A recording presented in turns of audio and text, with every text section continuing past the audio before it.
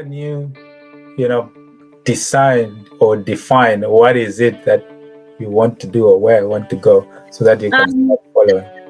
There's a couple of things on this. One of the biggest deciding factors for me to set up my print management business, I was in a job, I was stuck in a job, I'd gone back into my career.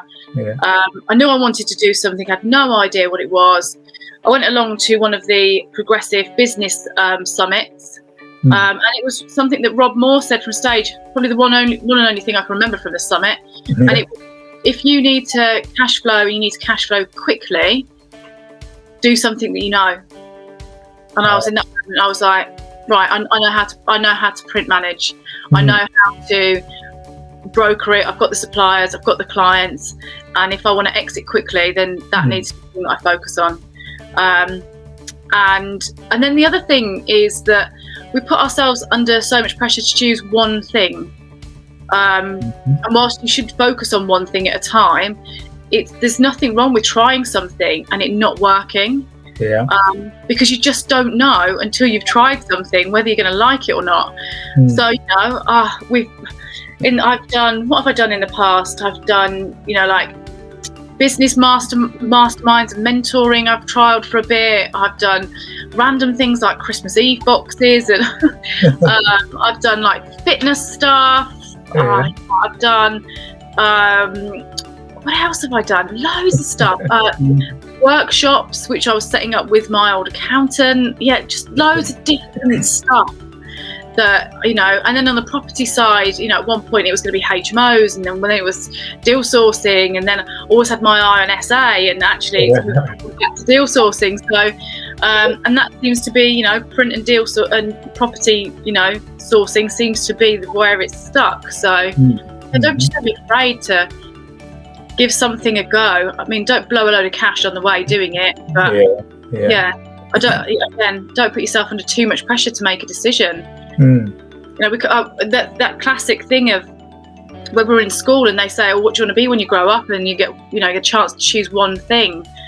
Why do you want to be one thing for 40 years? Why is there not an option to try different things, to do something for a period of time and then change your mind?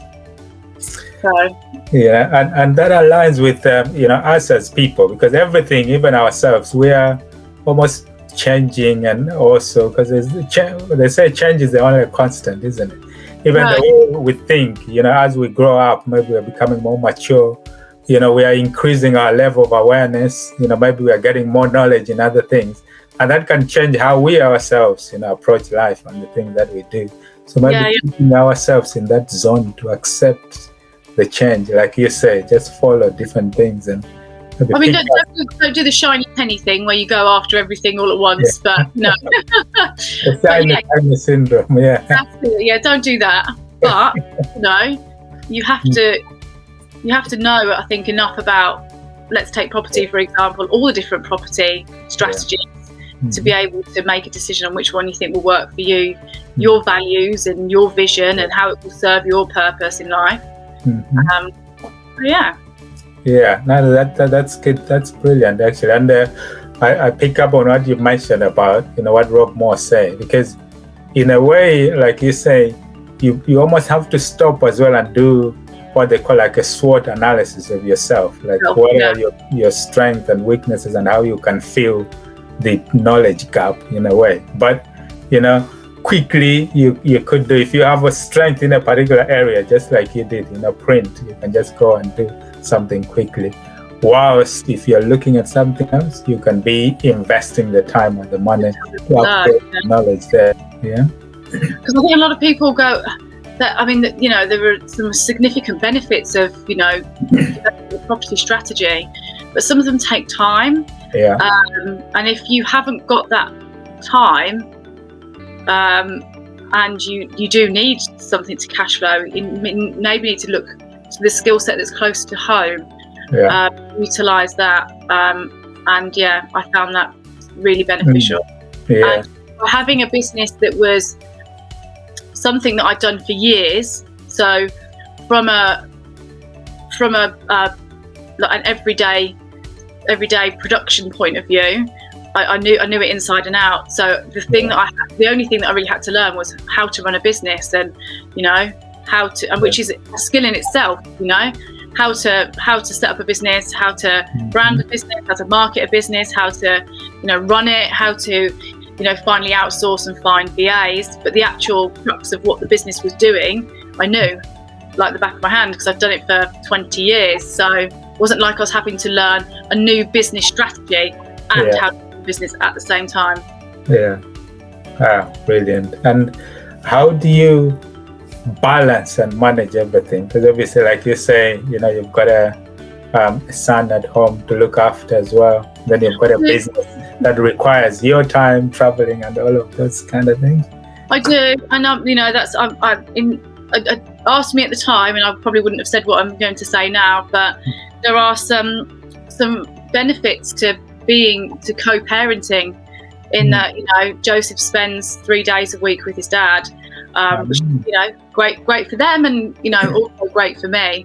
At the start I found it very challenging because I'd spent every day of my life with him. But, fast forward 4 years, and actually those 3 days give me 3 days to really focus.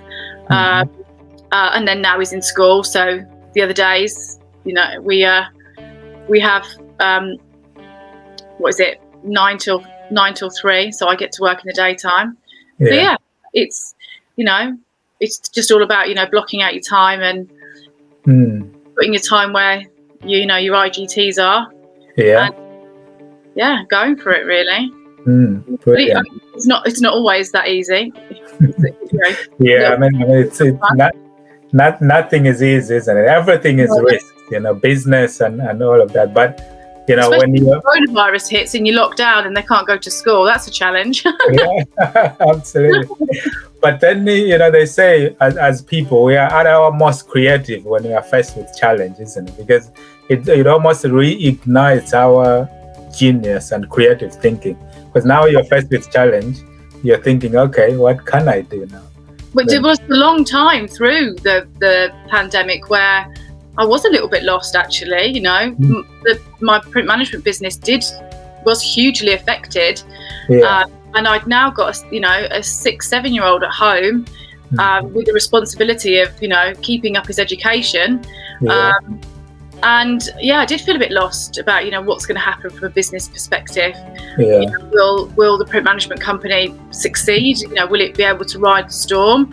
I was fortunate that because the business was a remote business, we didn't have any premises, only sort of employed VA type staff, so we could kind of scale that back and just ride it out. There was enough sort of cash in the bank to see it out for a year, which has been good. But the year was pretty scary to think, what if this fails, and what will I do next?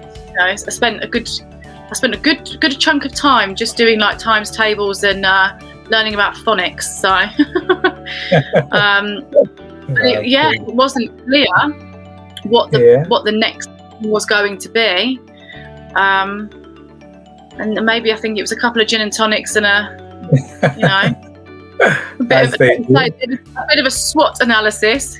Not that it was done in that much of a technical way, that made me think, hold on a second, I've got a huge network out there and I've already got the skills in this sector. As we're about to go into a third lockdown, let's see what we can do here, rather than wasting this time. That's great. And I mean, one of the things as well, when people are thinking about business or what they're looking to do, certainly from a scalability point of view, you think of, like we talked about, leverage, and technology and the internet are the big things at the moment, and social media, isn't it? From leverage. He brought home her book the other day from school, and it was all about technology of the future, but I think the book was written in like 1970s. So you've got things like a fax machine in there, and I was like, oh my goodness, fax machines. Come on now, hey? Exactly. But I guess certain things, can't be leveraged by technology, I guess, isn't it? Certain businesses, because in the lockdown, when everything hits, a lot of the people who were pivoting themselves or leveraging, it was primarily the use of technology and the internet, isn't it, to either put up their courses online or do certain things online. But you can't do that with everything. Like, I guess you found like your print business or something. Definitely. I mean, to be honest, I did try and pivot a little bit and go into a different space and look at a different business sector to target. But actually, I trialed it and it didn't really work. It didn't really work. So I do have some more ideas about how that business will pivot in the future. But right at the moment, that it's just kind of taken just a little bit of a backseat just for a second whilst get the new property business off the ground. Running, I guess something like that, would that sort of affect your decisions of like maybe businesses or things that you want to attempt in the future, like having an eye on how you can leverage technology if something like COVID or something else happened? Would you say? So something that you could quickly or easily put online, and then you don't get the same effects of COVID, for example. I understand. I haven't really thought about that, to be honest. I'm hoping it won't happen again. I'm looking. This is it, right? You have to think of everything. We're all going on holiday this summer, and it's never going to happen again. Yeah. But you can have hope, isn't it? Indeed, yeah. But I think I think there are elements of the property sourcing business that might negate that. I think people are always looking to invest their money. I have a personal investment strategy, which is, I would say that's fairly solid, which provides me with a return. So that's fairly passive. But as for creating a course or an online offering, I don't really think it's my bag, if I'm honest. Yeah. I don't think so. Well, not today. Yeah. Okay. Well, that could change. Like we were talking about, how, maybe as people evolve, maybe you get bored of sourcing at some point, and then you think, maybe I could put something online. I mean, I must admit, when I made the break from the old property businesses and sort of went separate ways with my ex, I kind of vowed to myself that I would never do anything in property again, and here I am. But it's that damn sales funnel at Progressive that gets you. Absolutely. I mean, I've spent a fortune there. Same. We've got to earn it back somehow. But at least if you are focused, you do get some value out of it. I remember going to one of the courses there, and at the time I was looking at like a second home, second property, so I wasn't so much tuned into the stamp duty thing, and I was thinking to Ray, I don't know whether you know Ray. And just in passing before the course started about stamp duty thing, and immediately said, come and speak to me in the break. And it ended up that in that course I saved, I think I paid about £1,000 for the course, but I saved 14 grand from stamp duty. Well, that's really cool. It's really cool that you can pinpoint a moment as well. Yeah. But I always say about my sort of educational journey is that I couldn't pinpoint one moment that was like, that's the turning point for, deal sourcing, or that's the turning point. I learned so much from that one course, but collectively over the 7 years that I've been, educating myself, I wouldn't. If I reflect back to before I started, I didn't know any of this stuff. Business, didn't know anything about property, didn't know anybody in property, and now I've got a huge network. Wasn't investing any money, so didn't know anything about sort of like peer-to-peer lending or SAS pension or any of this stuff. So and it's not that there was one moment in time where I could say, this course was a game changer, but collectively over the years, you learn more, you ask more questions, speak to more people, go on more courses, and that's where we are now. Yeah. And how do you get to decide? Because for a lot of people as well, when you look at, courses, in most cases, you're almost not gambling in a way, but you're not so sure or certain of what you're actually gonna learn or make out of, the courses. So that's why, some people will not spend like, I don't know, how many, whatever thousands on a course. Maybe they use that on something tangible they can see, because the benefits are intangible in a way. I mean, how do you make that decision to know that, even though you don't know there's going to be a tangible thing, but somehow by personal development and investing in the knowledge, something is going to come out of it? Yeah, I think I haven't done a course for a long time, an actual course. I learned a lot right back at the beginning, all from development, commercial conversions, property sourcing, HMOs, you name it. I think I did all the property courses way back then. And then I did some business ones as well. I mean, for me now, the thing that I like to do is mentoring. I like to have a mentor, so you're consistently kept accountable to. You have action points, and you're able to kind of draw from their knowledge. So someone that's walked the walk that you're trying to walk and is a few steps ahead is where I really put my focus in investing my money for my businesses now. But I mean, there's so much information that's available for free. It's not to say that you have to take a course to be able to learn. It just really depends on the individual circumstance, doesn't it?